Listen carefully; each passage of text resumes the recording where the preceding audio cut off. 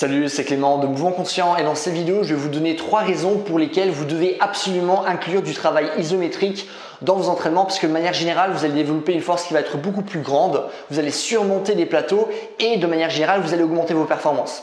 Du coup, je vais vous donner 3 raisons, mais juste avant de faire ça, je vais définir ce que c'est l'isométrie. Du coup, en fait, le travail isométrique, l'isométrie, c'est un type de contraction où il n'y a ni raccourcissement musculaire ou rallongement musculaire. C'est-à-dire qu'on va toujours rester dans la même position. Exemple typique, le gainage. On reste toujours dans la même position, ça ne bouge pas. Du coup, ça, c'est le travail isométrique. Et du coup, c'est intéressant pour 3 raisons principales. La première est que ça va nous permettre d'augmenter l'intensité de nos séances et du coup, par la suite, de développer une force qui va être plus grande. Et ce, de 2 manières. Premièrement, grâce à ce qu'on appelle la prétension. Du coup, il y a bien un tiret entre pré et tension. La prétension. Et ça, c'est vraiment un concept qui est ultra intéressant. Et je vais vous donner un exemple qui va beaucoup vous parler. C'est un exemple que j'ai déjà pu donner dans le passé, il y a 1 an, un truc comme ça. Mais simplement, juste mettre mon feutre là, voilà. Simplement, essayez avec votre doigt, comme ça, juste comme ça, d'essayer de donner un coup le plus fort et le plus rapide possible. Et du coup, pour finalement mesurer l'intensité de ce coup, c'est simplement de frapper votre main comme ça, juste comme ça. Vous allez voir que c'est très dur de générer de l'intensité, de générer de la force, de la vitesse. Par contre, qu'est-ce qui se passe si maintenant je vais simplement mettre mon pouce au-dessus du doigt et que je vais commencer à charger? Je vais vraiment essayer de créer le plus de tension possible en isométrie parce que ça ne bouge pas. Et après je relâche et boum! Là, même je ne sais pas si vous l'avez entendu, ça fait déjà beaucoup plus de bruit, mais là, j'arrive à frapper avec beaucoup plus de force et j'arrive à frapper avec beaucoup plus de vitesse. Et ça, c'est vraiment très intéressant parce qu'à partir du moment où on utilise la prétention, ça nous permet quasi instantanément de grandement augmenter notre force. Ça, c'est quelque chose que vous pouvez utiliser dans plein de domaines. Avant, par exemple, de prendre votre barre pour faire votre développé militaire, imaginons, commencez à juste créer de la résistance contre la barre et ensuite essayez de la lever et vous allez voir que vous allez créer beaucoup plus de force. De la même manière, vous faites des exercices aux anneaux, essayez de surmonter une résistance isométrique pendant quelques secondes avant de faire le mouvement et vous allez voir que quasi instantanément, vous allez développer beaucoup plus de force. Donc ça, c'est le premier point, la prétention. Le deuxième moyen, la deuxième manière finalement où l'isométrie va nous permettre d'augmenter l'intensité de nos séances, c'est en coupant le rebond.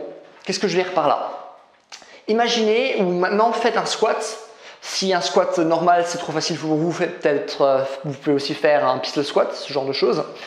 Mais du coup, ce qui se passe, c'est que lorsqu'on descend et lorsqu'on remonte, surtout la remontée, ça va être assez facile dans la mesure où on a l'effet rebond. C'est-à-dire qu'on va accumuler de l'énergie pendant la phase excentrique, c'est-à-dire la phase où on va descendre. Et grâce à cette accumulation d'énergie, hop, par la suite, on pourra remonter.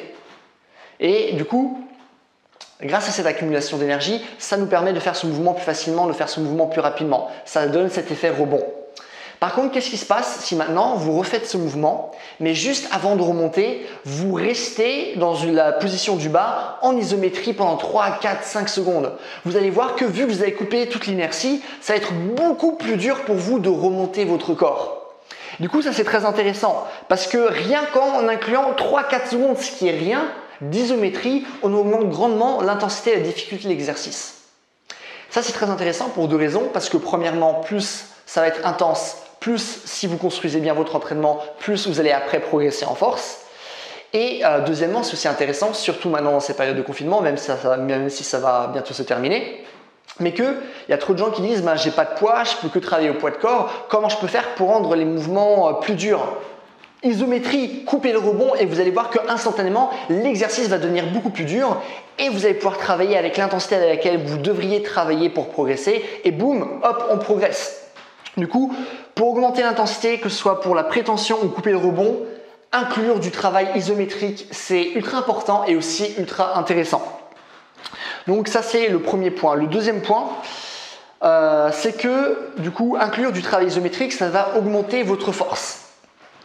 Et là, ça fait intervenir la 3e loi de Newton, c'est-à-dire la loi des actions réciproques. Mais pourquoi je vous parle de ça et pourquoi je fais intervenir Newton? C'est que, ça aussi c'est quelque chose que j'ai répété plein de fois, mais quel est le poids le plus lourd là maintenant que vous pouvez soulever? Vous allez me dire peut-être c'est 100 kg développé couché. Ah mais ça se trouve, vous pourriez développer 100,5 kg ou 100,2 kg ou peut-être 100,2 kg et une mouche, et peut-être 100,2 kg une mouche et encore une mouche plus petite. Ça se trouve, vous pourriez soulever ça. Du coup, finalement, c'est très dur de soulever notre max. Mais du coup, comment on peut être sûr de soulever la charge la plus lourde possible? Eh bien, il se trouve que la charge la plus lourde que vous pouvez soulever, logiquement, c'est la charge que vous ne pouvez pas soulever. Et du coup, lorsque vous devez surmonter une résistance, mais que vous n'arrivez pas à surmonter, ça vous force justement à recruter vraiment tout, entre guillemets, c'est pas du tout le cas, mais beaucoup plus de fibres musculaires. Et du coup, c'est très intéressant comme type d'exercice parce que justement, là, ça va vous forcer à développer vraiment votre force max. Bien sûr, c'est pas quelque chose qu'on pourra tenir longtemps, c'est que quelque chose qu'on pourra tenir pendant quelques secondes, mais ça va être ultra intéressant pour développer notre force d'une autre manière. Ça va être aussi deuxièmement intéressant pour surmonter des plateaux. Donc, ça c'est le deuxième point, augmenter votre force.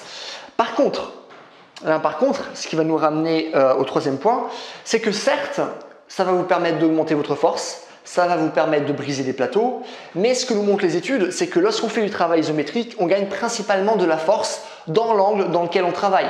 Si je travaille dans cet angle-là, j'aurai de la force dans cet angle-là et beaucoup moins dans cet angle-là. Du coup, c'est quelque chose à garder en tête. Mais c'est ce qui nous ramène le troisième point, qui est de corriger les faiblesses.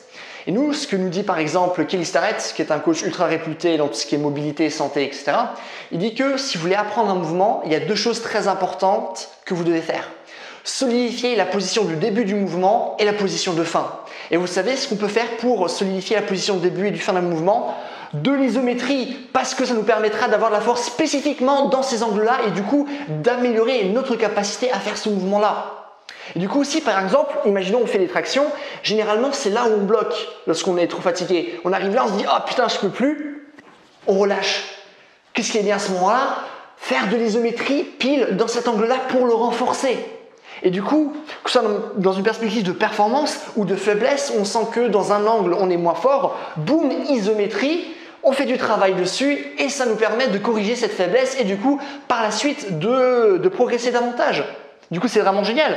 Du coup, que ce soit dans une perspective de performance, de santé, de surmonter des plateaux lorsqu'on s'entraîne depuis pas mal de temps et que du coup, on a du mal à avoir des progrès avec nos entraînements, ce qui est normal, eh ben, ça nous permet de changer ça. Donc l'isométrie, c'est vraiment ultra cool. Or, peu de personnes utilisent ce type de travail. Donc, raison pour laquelle j'ai fait cette vidéo. Et ben voilà, écoutez, c'est tout. Si vous avez des questions, des choses que vous ne comprenez pas, n'hésitez pas à me les mettre dans les commentaires. Je réponds à tout le monde, comme d'habitude. N'hésitez pas aussi à me mettre un j'aime si vous avez aimé la vidéo, parce que comme ça, ma vidéo sera mieux répertoriée, ce qui est du coup cool pour moi, parce que j'aurai plus de vues. N'hésitez pas aussi à vous abonner si vous voulez voir davantage de vidéos de ce genre et si vous voulez un programme en ligne qui vous apprend justement à développer votre force mais qui va aussi vous apprendre à développer votre souplesse, votre coordination, votre endurance, votre vitesse. Un programme qui va aussi parler de posture, de santé, de mobilité avec différents programmes d'entraînement que vous pouvez suivre et qui a aussi une démarche de mouvement, comment mieux bouger avec notre corps. N'hésitez pas à aller sur mon site, c'est le premier lien dans la description. Et voilà, c'est tout. Passez une bonne journée. Bye.